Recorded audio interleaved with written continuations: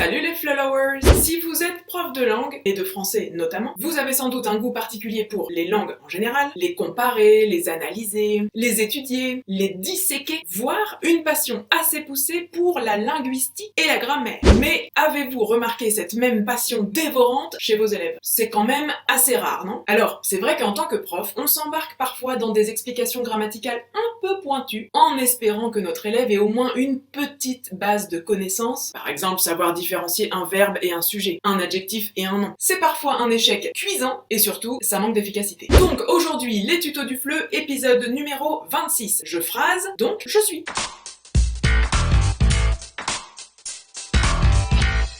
Mettons-nous un instant à la place d'un élève. J'ai appris le mot pain, le mot vouloir, le mot je. Je suis dans une boulangerie. Qu'est-ce que je fais? Je dois mettre en œuvre tout un tas de mécanismes pour combiner tous ces mots, les modifier, les ordonner, les prononcer. Test numéro 1. Je, vouloir, pain. Les mots sont dans l'ordre, un point. Test numéro 2. Je veux pain. Le verbe est conjugué, un point. Test numéro 3. Je veux du pain. Alors là, on a ajouté le bon déterminant, un point de plus. Mais en attendant, je me suis fait doubler par 3 clients, il n'y a plus de pain frais et la boulangerie est sur le point de fermer. Analysons la situation. Ici, notre élève a appris les mots séparément les uns des autres. Et il a appris des règles grammaticales. Conjuguer un verbe, mettre les mots dans l'ordre, utiliser les partitifs. Ça fonctionne, mais c'est long, c'est complexe et ça implique que notre élève ait une certaine appétence pour la conceptualisation et l'analyse linguistique. Ça arrive, mais ils sont vraiment pas tous comme ça. Alors que faire? Et si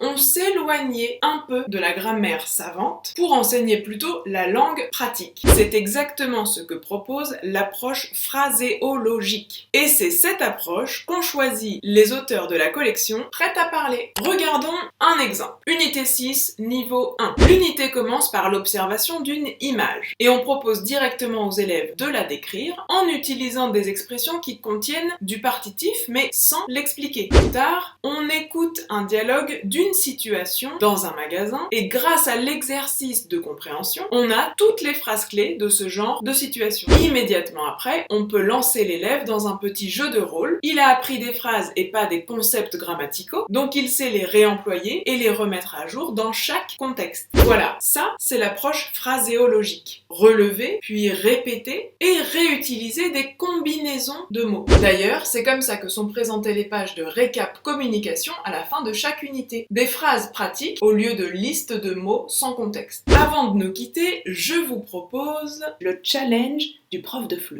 Et toi, comment tu fais en classe? Explication grammaticale et métalangage ou pas? Pour ma part, je pense que ça dépend vraiment des élèves. Certains ont besoin d'explications grammaticales et d'autres pas du tout. Raconte-nous ton expérience dans les commentaires. Si ça vous a plu, partagez, likez, abonnez-vous et rendez-vous très bientôt pour une nouvelle vidéo. En attendant, n'hésitez pas à découvrir la collection Prêt à parler. Tous les liens sont dans le descriptif de la vidéo.